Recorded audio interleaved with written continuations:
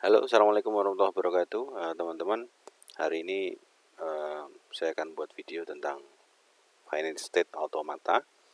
Ini pertemuan ke-10 kalau saya tidak salah, yang pengganti dari jam kita yang waktu itu kosong. Baik, langsung saja kita ke materi. Finite state atau automata di sini merupakan teori bahasa serta automata, salah satu materi yang ada di mata kuliah matematika diskrit. Finite state automata atau sering juga disingkat dengan FSA adalah model matematika ya, yang dapat menerima input dan mengeluarkan output. Ya, jadi model matematika ini nanti kalian akan mempelajari tentang inputan atau sebuah masukan, kemudian output. Ya, sebuah sistem itu akan berjalan nantinya. Kalian kan di informatika akan banyak belajar nih tentang pemrograman, algoritma dan lain sebagainya. Maka automata ini itu sangat-sangat bermanfaat sekali untuk kalian nanti mempelajari sebuah proses input, proses dan output. Ya. Kemudian FSA juga memiliki state yang berhingga serta dapat berpindah dari satu state ke state lainnya berdasarkan input dan fungsi transisi. Ya, jadi berdasarkan input, perintah, nah nanti ada final state-nya, ya, ada waktunya, ada jangkanya. Makanya di sini disampaikan bahwa memiliki state yang berhingga.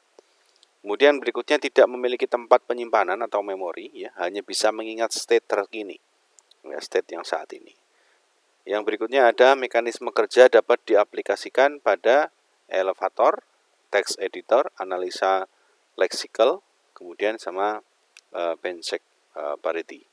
Ya, nanti ada banyak sekali yang bisa kalian dapatkan di automata. Kemudian mungkin kalian akan berpikir dua kali untuk membuat sebuah sistem yang continuously dan bisa start dan finish sesuai dengan apa yang diharapkan. Nah, ini ada contoh di sini, ya, contoh parity ganjil. Ya. Kita di sini ada sebuah rule di mana ada teman-teman bisa lihat di lingkaran ini ada genap, ada ganjil.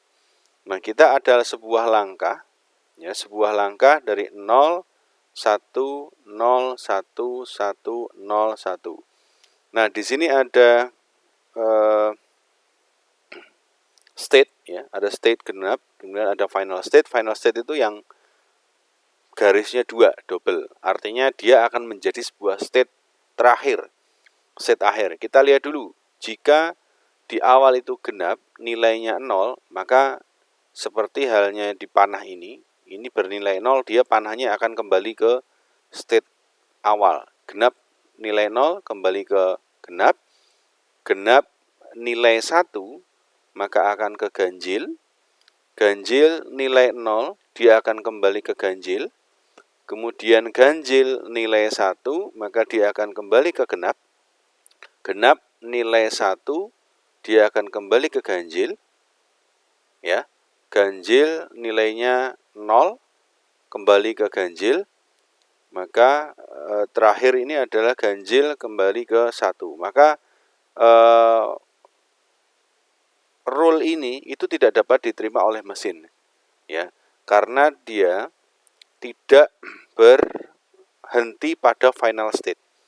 Harusnya berhenti pada final state atau ganjil. Kalau tadi kan kita lihat di awal 0 genap kembali ke genap, 1 ke ganjil, 0 ganjil ke ganjil, 1 ganjil ke genap, 1 genap ke ganjil, ganjil ke 0, ganjil ke ganjil, kemudian ganjil ke genap. Maka ketika ini tidak dapat diterima oleh mesin, karena harusnya semua runtutan itu kembali ke final state atau berakhir pada final state.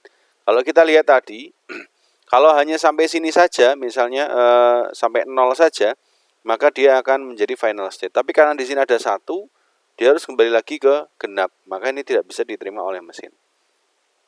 Itu simpelnya, ya. Kemudian count-nya, ya, di sini ada misal seperti yang tadi ya, seperti ini. Kita bayangkan punya graf seperti ini, ya. Punya state. Misalkan input 1, 1, 0, 1. Ya.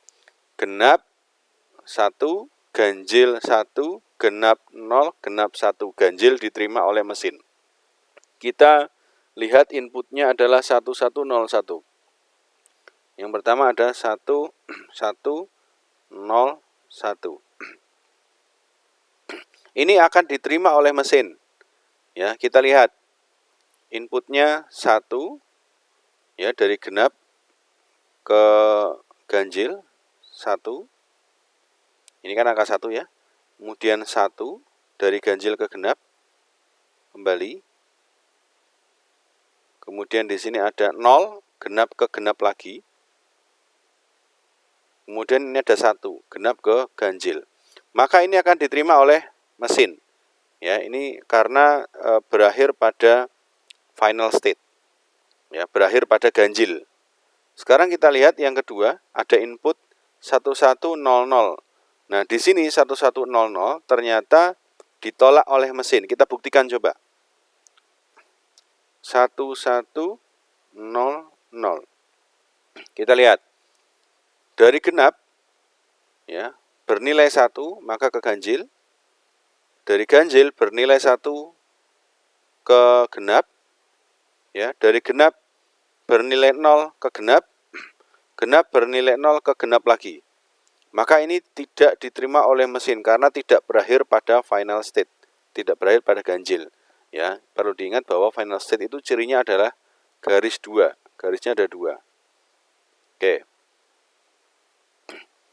Ini yang pertama itu diterima, yang kedua ditolak. Kemudian definisinya, ya, final state automata dinyatakan oleh 5 tuple atau 5 simbol. Ya, 5 simbol. Di sini ada M, ya, atau kumpulan dari simbol, himpunan state, himpunan simbol, fungsi dan lain sebagainya. Di sini ada Q. Q adalah himpunan state, sigma dari himpunan simbol, kemudian ada lambang seperti ini ya teman-teman, itu sebagai fungsi transisi. S adalah state awal, initial state, F adalah state akhir. Kita lihat, di sini ada contoh Q, ada genap dan ganjil, kemudian himpunan simbolnya adalah 0, 1, S-nya adalah genap, ya, F-nya adalah ganjil. S itu state awal, F adalah state akhir. Maka bisa kita gambarkan seperti ini.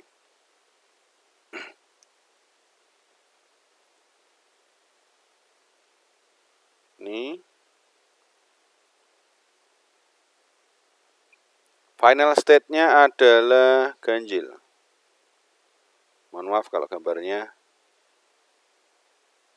jelek. Ini GA atau ganjil. Ini GE atau genap. Oke. Kemudian kita punya tabel, ya, atau mungkin bisa kita juga baca seperti ini. Genap bernilai 0 sama dengan genap. Maka akan seperti ini. Ini nilainya 0. Kemudian genap nilai 1, maka ganjil. Berarti seperti ini. 1. Kemudian ganjil nilai 0 itu ganjil. Maka akan ada looping berputar seperti ini. Ini ada panahnya. Ini ada panahnya. Ini juga ada panahnya. Ini bernilai 0. Kemudian ada ganjil 1 bernilai genap. Maka di sini. Nah, ini akan menjadi gambarnya. Nah, ketika kita punya tabel, kita rubah menjadi gambar, akan seperti ini gambarnya. Contohnya ini. Oke.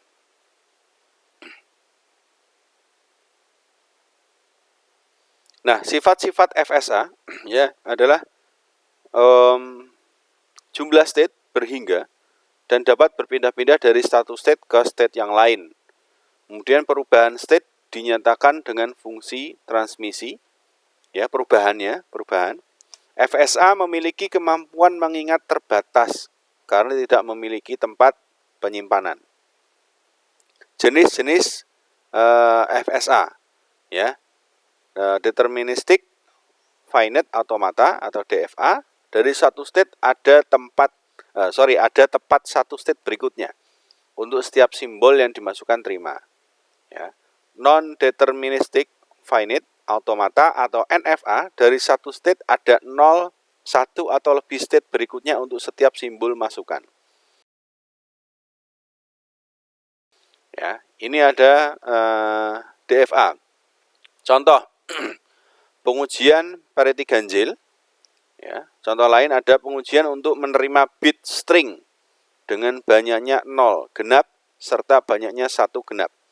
Kita lihat 0011 diterima. Startnya mulai dari sini. Q0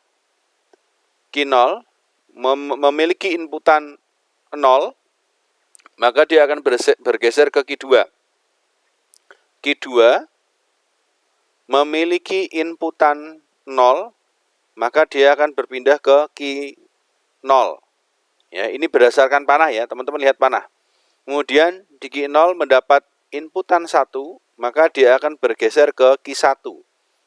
Q1 mendapat inputan 1, bergeser ke Q0, maka state ini diterima karena berakhir pada final state, ya, yang bergaris 2. Kita ulang lagi. Start dimulai dari Q0, dengan inputan 0, maka kalau kita lihat inputan 0 di mana? Berarti ke Q2, karena panahnya ke Q2. Inputan 0 ke Q2, sampai Q2 memiliki inputan 0 lagi, bergeser ke Q0. Dari Q0 mendapat inputan 1, bergeser ke Q1. Dari Q1 mendapat inputan 1, bergeser ke Q0. Dan ini diterima karena berakhir pada final state. Sementara yang di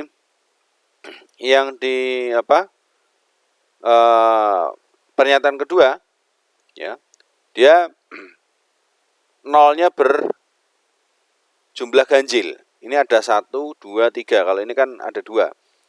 Ya, 1 bergerak dari Q0 ke 1 berarti ke Q1.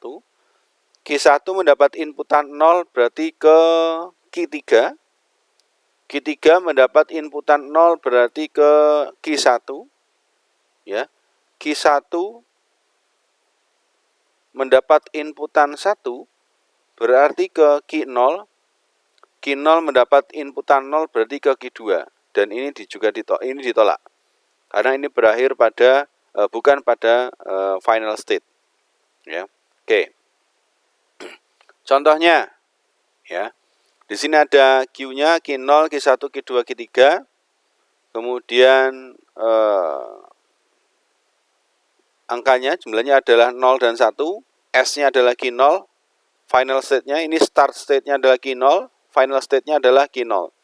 Maka nanti cara ini dibuatkan gambar seperti yang tadi. Kalian bisa coba. Tapi akhirnya fungsi transmisi yang pertama Q2 adalah ditolak. Yang sama dengan di Q0 adalah diterima. Nanti silahkan yang ini dicoba, ya. Yang contoh ini dibuatkan gambarnya oleh teman-teman.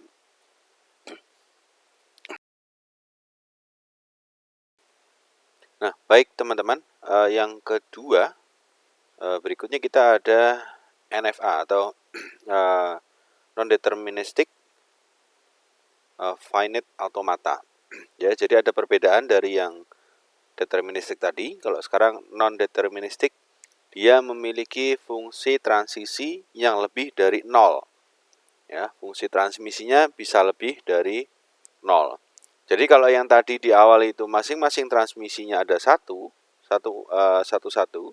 ya, jadi kalau ini Q0 ada 1, Q0 yang bernilai 0 ada 1, Q0 yang bernilai 1 ada 1. Ya, ini ada 1 karena sesuai dengan arah panahnya. Nah, tapi kalau yang NFA, ya, itu setiap fungsi transmisi dapat memiliki 0 atau lebih fungsi. Ya, jadi bisa lebih dari satu. Kita contoh, ya, kita punya tabel ini. Bentar, saya rubah dulu. Kita punya tabel ini, ya. Full totalnya adalah keseluruhan determinannya adalah 0 dan 1. Di sini ada kita lihat Q 0 bernilai 0, dia menuju ke Q 0 atau transisi 0 itu menuju kepada sebentar.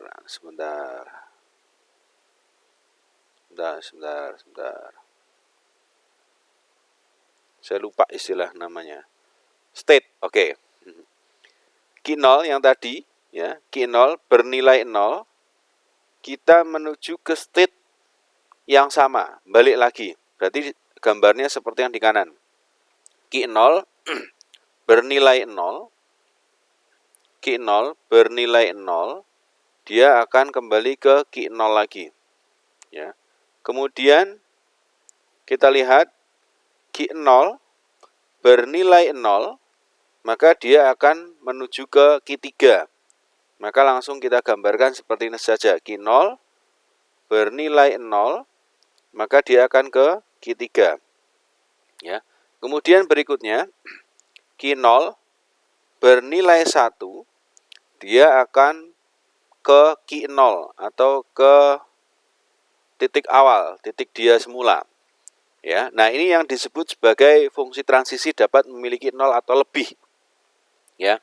Fungsi transisinya bisa bernilai lebih dari 1. Boleh 2 kali. Kalau yang tadi hanya 1 kali, teman-teman.